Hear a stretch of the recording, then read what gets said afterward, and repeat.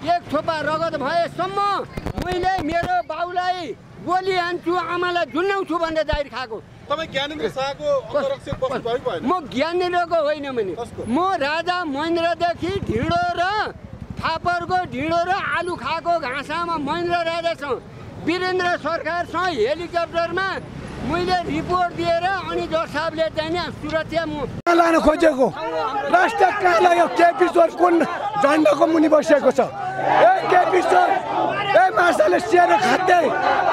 प्रहरी दमन मुर्दाबाद मुर्दाबाद मुर्दाबाद गृह मन्त्री झन्डा छोड्दैनौ छोड्दैनौ छोड्दैनौ बरु गोली खाइन्छ हाम्रो देशको झन्डा छोड्दैनौ।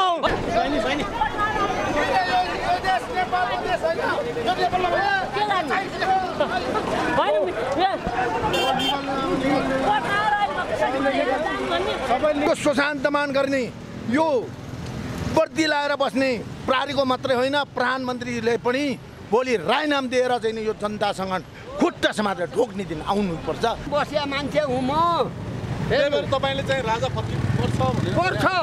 राजा फर्किन्छन्। तपाईँहरूलाई यो जम्मै हाम्रा भाइ त गोठाला हुन्। यिनले घटेर मात्रै भनेको छु है।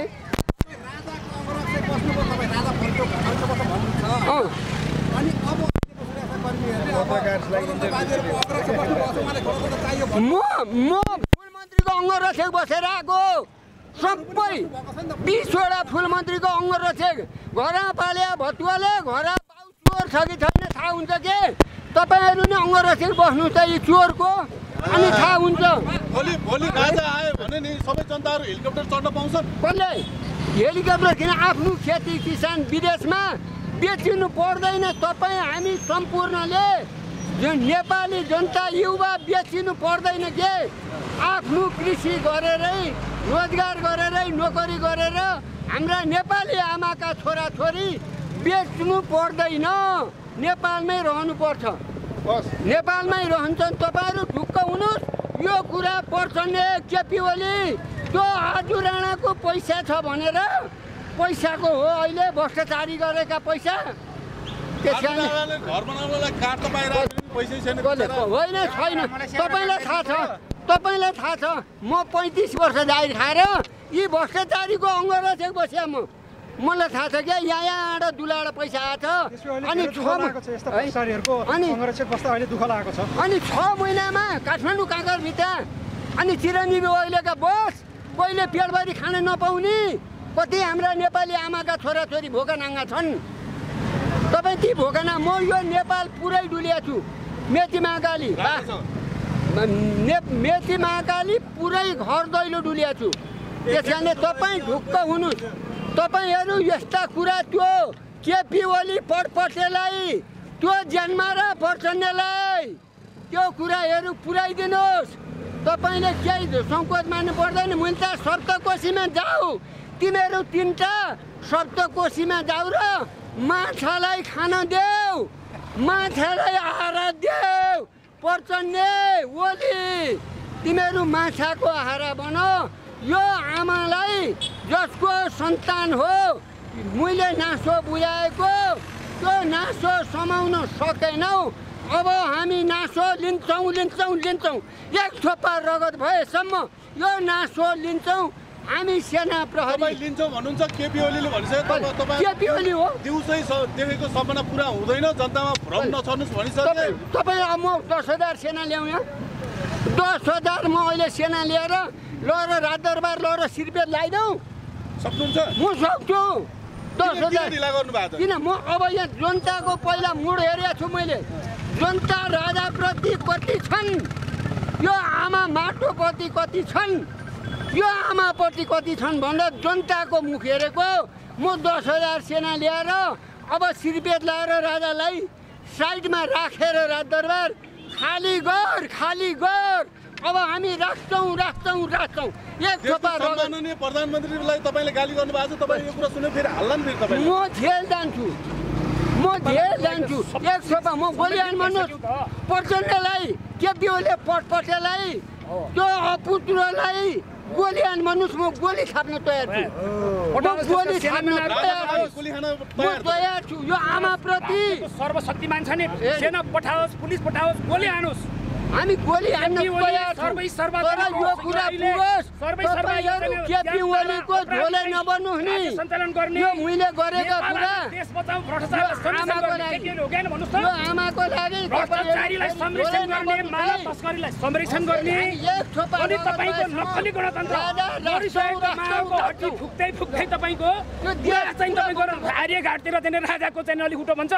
मरेको माउसे तुङको नलीखुट्टो फुक्दै आएर आज माओको नामबाट देश लुट्यो होइन माओवादीलाई जङ्गल पठायो अनि त्यसपछि चाहिँ इन्डियाका लडाकुहरू तयार गरेर नेपाली जनता मार्नुसँग मार्यो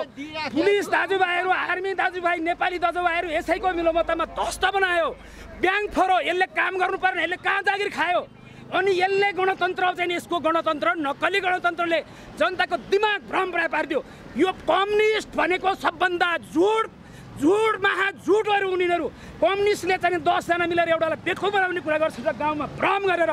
मेचीदेखि महाकालीसम्म आज ब्रह्मलुट गरेर देश कब्जा गरेर सारा लुटेर आज सरकारीको अवस्था हेर्नुहोस् बिचारा सोझा हेर्नुहोस् पत्रकार मित्र एउटा कुरो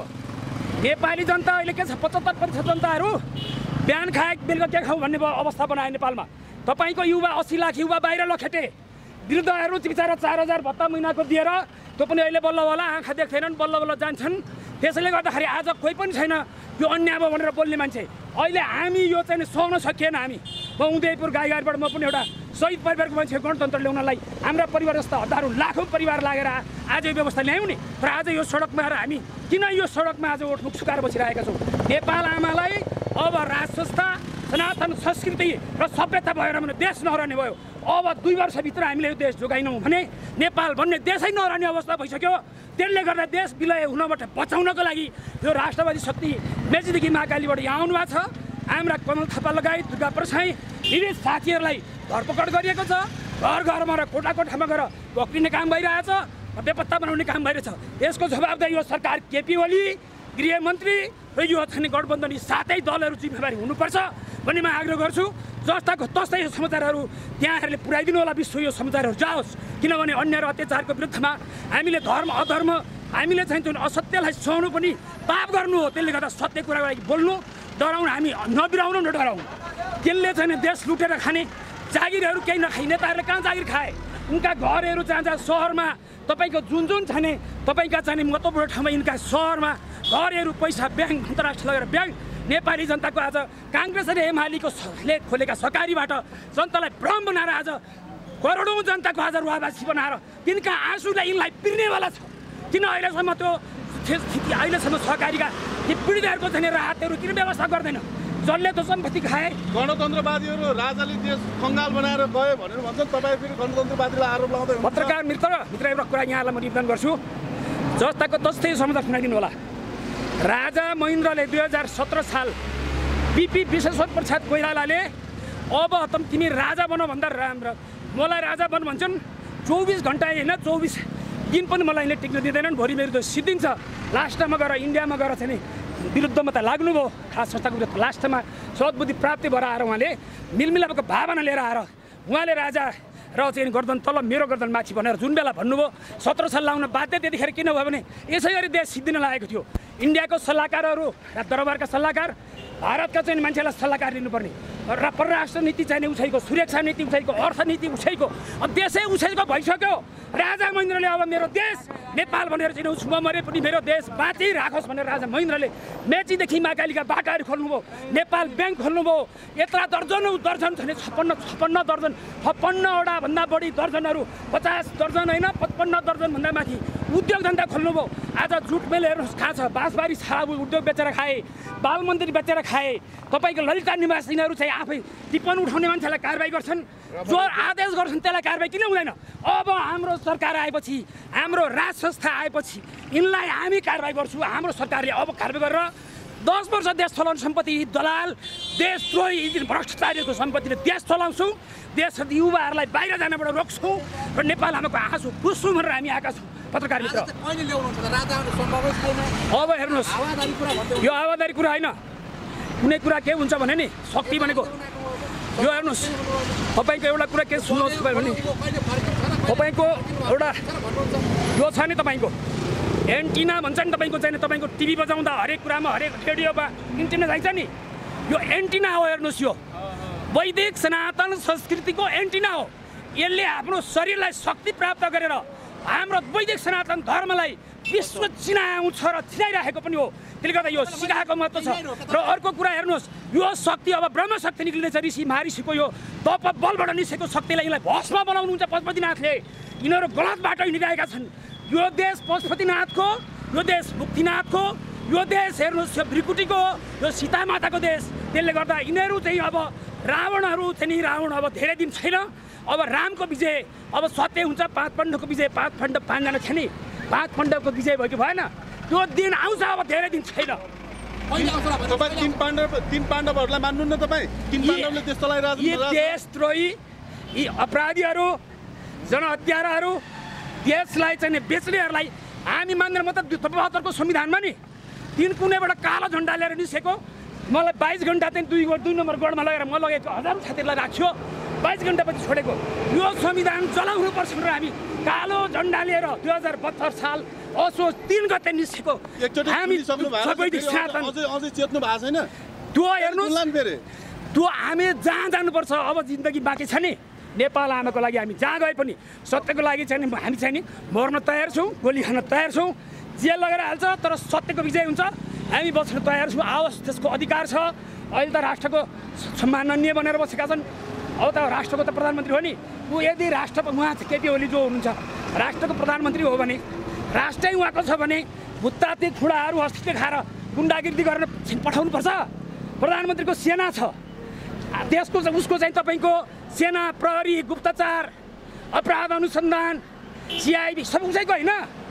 अत्याति गर्दा पनि डरले हेर्नुहोस् त कुन हालत भइसक्यो राति सपनामा झस्याङ झस्याङ गर्छ